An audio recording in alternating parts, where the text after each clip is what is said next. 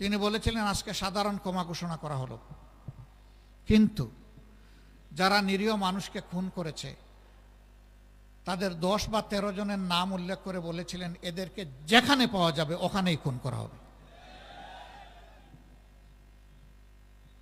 খুন কখনো মাফ হয় না। আমরা বাংলাদেশে প্রত্যেকটা খুনের বিচার চাই। শুধু আমাদের নেতৃবৃন্দ না, আমাদের কর্মী না, যত মানুষ খুন করা হয়েছে অন্যায়ভাবে সবার বিচার চাই। বৃহত্তর রংপুরবাসী অনেক কারণেই আপনারা গর্বিত, অথচ আপনারা বঞ্চিত। এই রৌমারের বড়াই বাড়িতে যে যুদ্ধটা আপনারা রাতের অন্ধকারে করে শিক্ষা দিয়েছিলেন, সেই শিক্ষার প্রতিশোধ নেওয়া হয়েছিল বিডিআরের পিলখানায়। কিন্তু আপনাদের গর্বিত ইতিহাস এখনো চকচক করছে। দীর্ঘ 15.5 বছরের ফ্যাসিজমকে বিদায় করতে গিয়ে একটা মানুষ বাংলাদেশের ইতিহাসে নয়, বিশ্বের ইতিহাসে তার সোনালী নামটা লেখা হয়ে গেছে। এই সন্তানটাও বৃহত্তর রংপুরের। এর নাম কি? আবু সাইদ।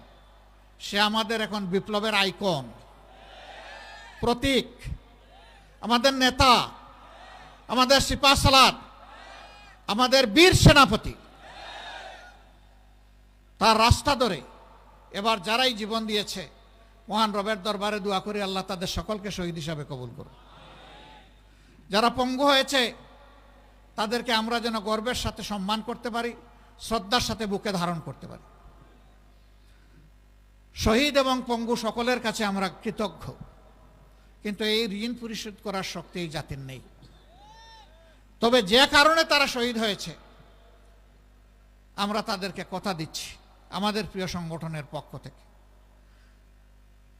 একটা করাপশন ফ্রি, দুর্নীতিমুক্ত, সুষম, বৈষম্যহীন, মানবিক বাংলাদেশ না গড়া পর্যন্ত আমাদের লড়াই অব্যাহত থাকবে ইনশাআল্লাহ।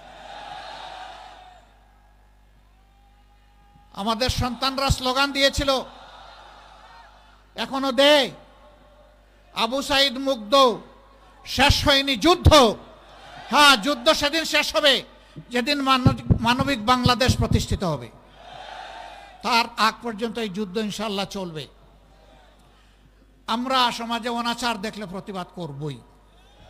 এটা আমার বিরুদ্ধে হলেও আমি প্রতিবাদ করব। অনাচার যিনি করবেন তার ব্যাপারে আমরা মুখ বন্ধ করে থাকব না। এই জন্যই আমরা রাজনীতি করি।